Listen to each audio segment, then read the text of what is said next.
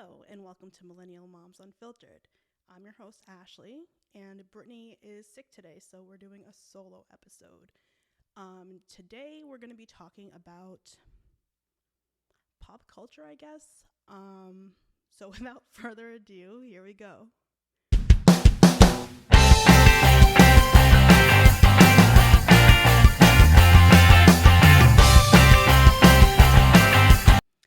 All right, well, if you watched my Instagram stories, you know that I am freaking out about this because it feels very strange to switch up the environment in which we usually record.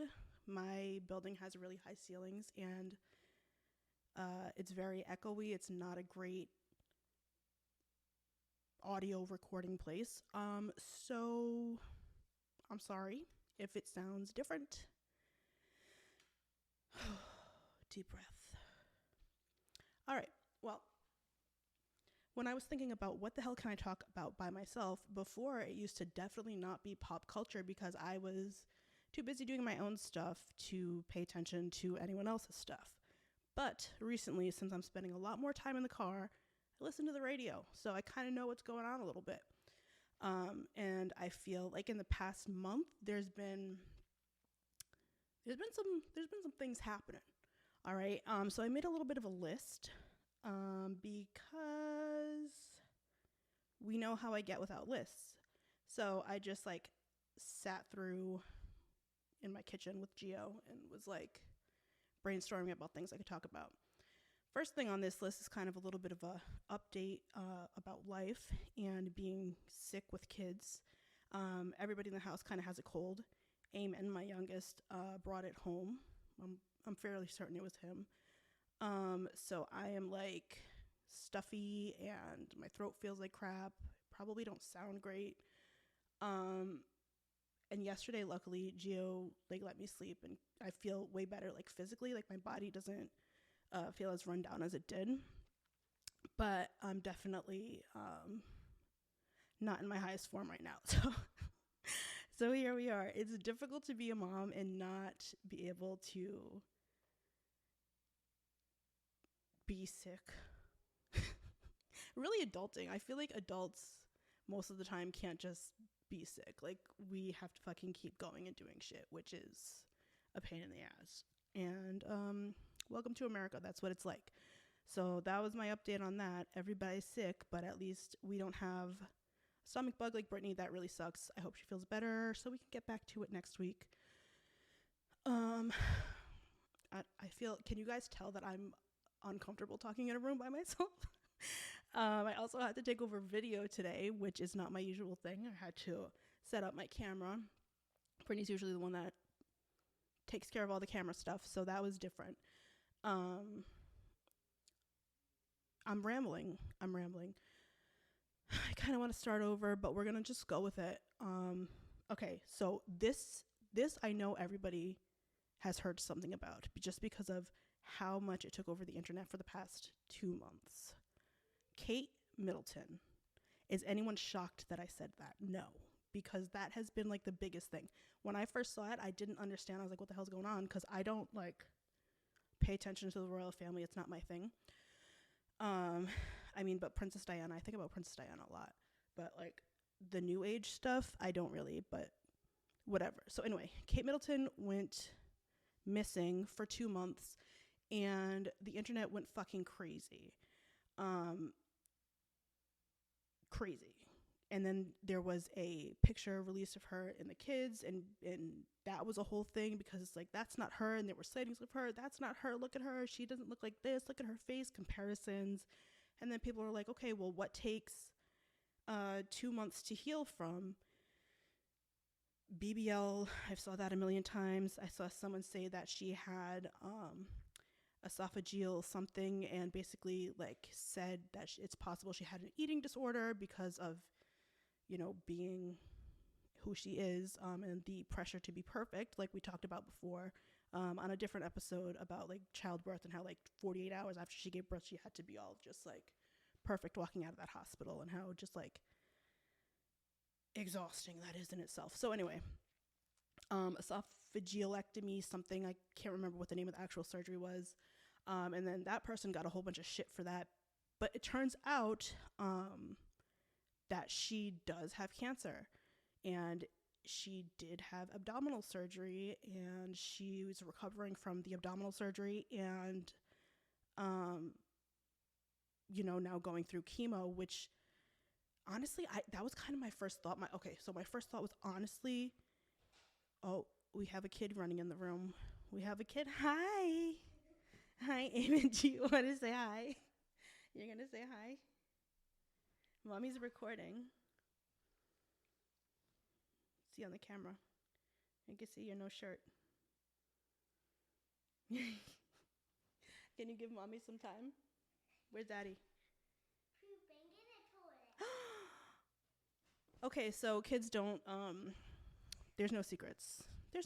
Maybe I'll cut that. I don't know, but it's kind of funny.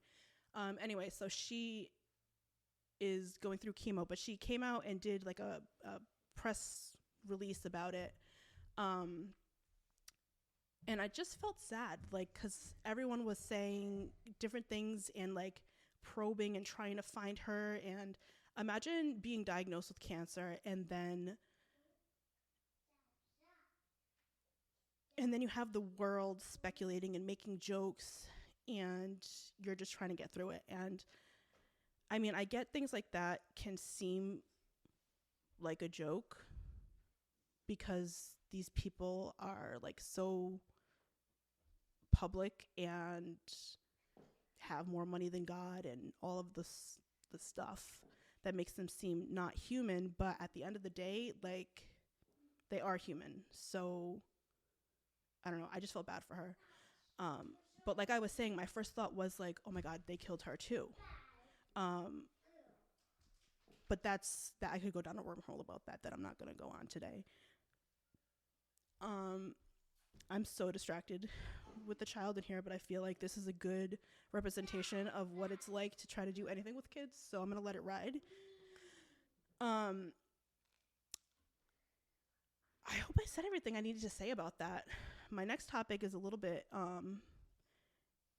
important, so I kind of want to give myself a second. Hello!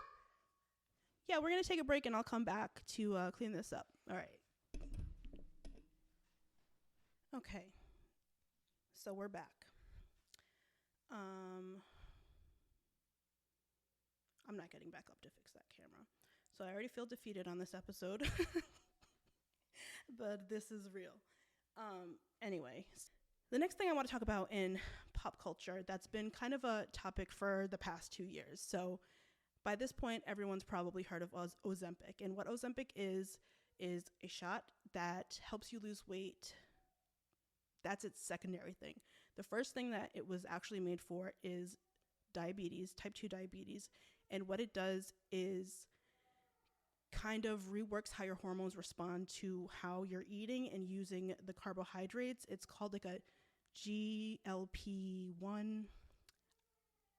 I can't remember off the top of my head, and with all my distractions going on, exactly how it works. But I was on it briefly because of my thyroid issues, and I was just so tired of carrying around the extra weight that I could not lose because physically it was taking a toll on me. So I was on it for 6 months, and I lost a total of 30 pounds. I've since gained some back again because of thyroid issues, which now I'm forcing myself to focus more on fixing the original problem versus trying to cover it up. So anyway, celebrities that are having extreme weight losses in the past few years keep coming up with just like ridiculous reasons and fueling diet culture instead of just admitting that they're on Ozempic. And if you follow me, you know that I'm pretty transparent. If I get anything done or have something, like I talked about my Ozempic journey, I talked about when I got lip filler, I talked about when I got tear filler. Like, I don't ever want to be one of those people that's like, oh yeah, this is just, it's natural. It's because I slept. I stood on my head and then my eyes puffed back up, and like, it just, I feel like it makes me seem like I think you're dumb, right? And I just hate when celebrities do it, but this has been a thing for fucking ever, especially for us millennials. The number of eating disorders that were just normalized, us growing up, and all the things that we've seen. So the first person that I feel like there was a really big thing that wasn't contributed, her weight loss wasn't contributed to Ozempic. And again, since these people didn't say they were on Ozempic and there's just like side stories, I can't be like, it was Ozempic. But these are ridiculous reasons. And as a certified personal trainer and a nutrition specialist who specializes in healthy, sustainable weight loss, these are fucking out of control. Okay, so we have Mindy Kaling, hiking 20 miles per week. Okay, maybe 20 miles per week, that's a fuck ton. Yeah, you can lose the weight doing that, but how long is it going to take? Probably not as fast as it happened with Ozempic, because you can lose up to 10 pounds your first month. Like, it works pretty fast. That's how come in within 3 months you're like, holy crap, I lost like 30 pounds. And then we have Jessica Simpson. She said willpower. Now, Jessica Simpson's been someone that struggles with her weight forever, and she always gets a lot of shit for it. And I understand her wanting to be like, look, this is what I did by myself, because she's already had so much bullshit about her body for fucking ever.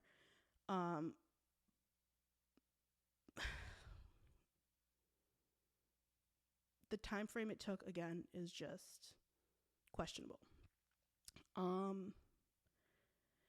Post Malone, this is my favorite, cutting out soda.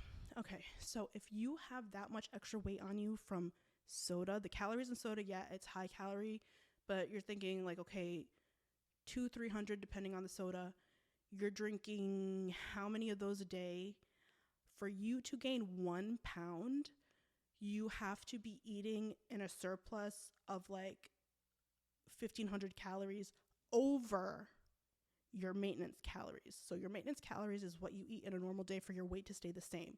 For most people, with a healthy metabolism and no other issues going on, that's about like 2,000 to like 2,900 calories a day.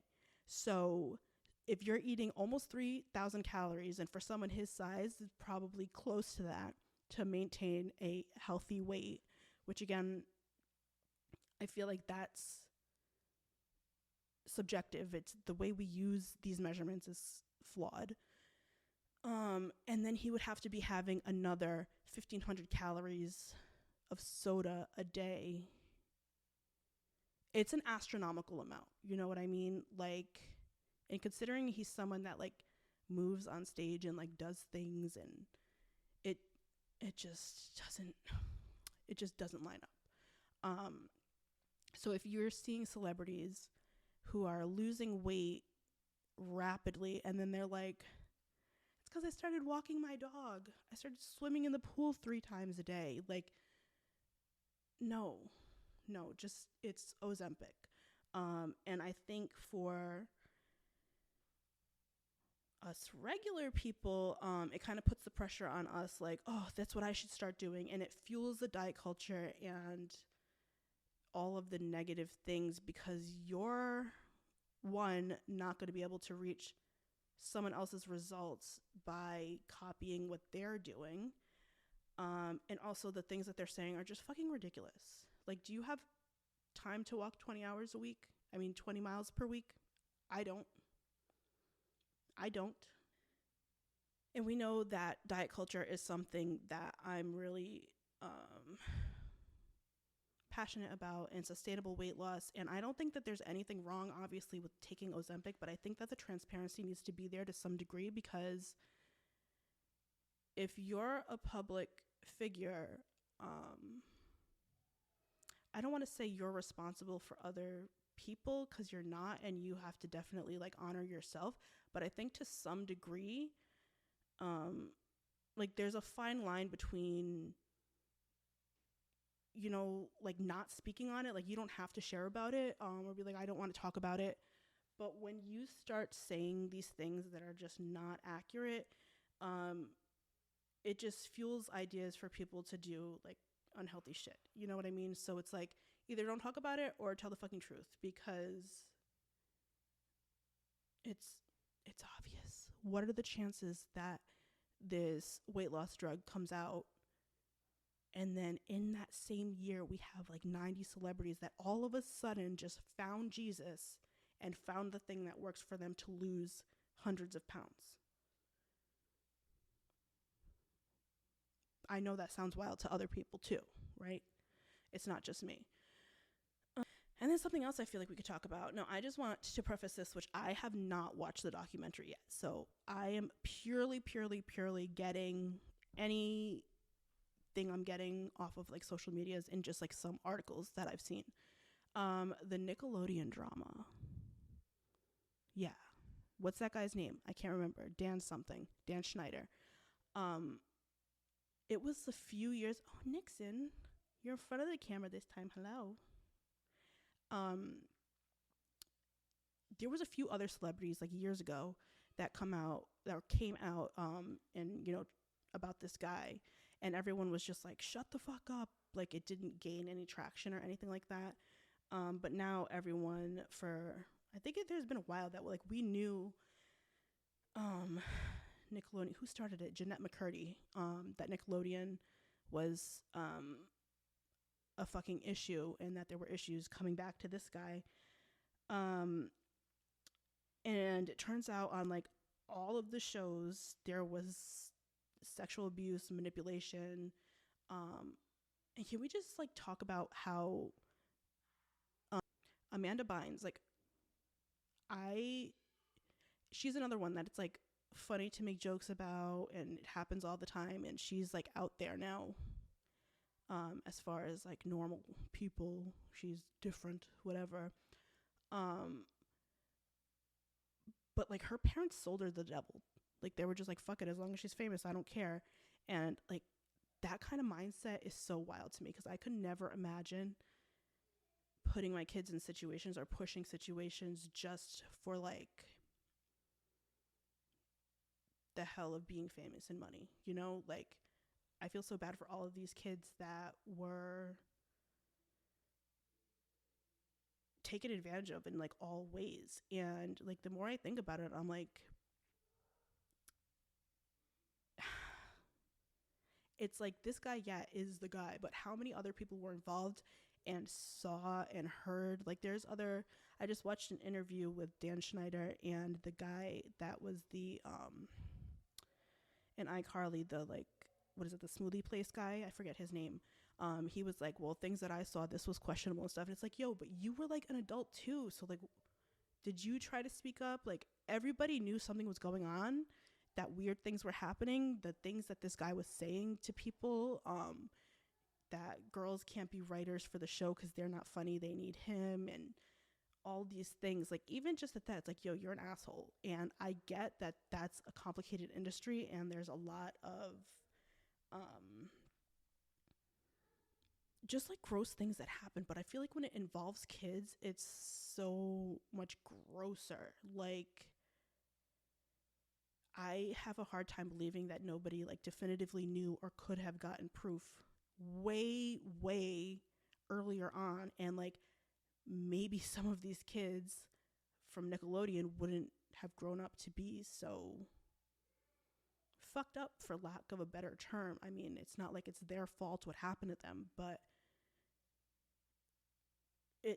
I mean, yeah, I would be rageful too. I would be acting out. Nobody's listening to me. Like, duh, right? Like, it's understandable. It's just like so gross. And I was definitely like a Nickelodeon kid more than I was like a Disney kid or anything like that. So I feel like I really did grow up watching all these shows, and it's just like, I don't know. It's gross. It's fucking gross. I feel bad watching like anything on Nickelodeon now, or like letting my kids watch Nickelodeon, because I feel like it's just like the principle of all of it. Again, I'm not very well versed in all of the things that's happening. I'm reading headlines and hearing bits and pieces on like social media stories, and those kind of things. So let's take a little sippy sip of coffee.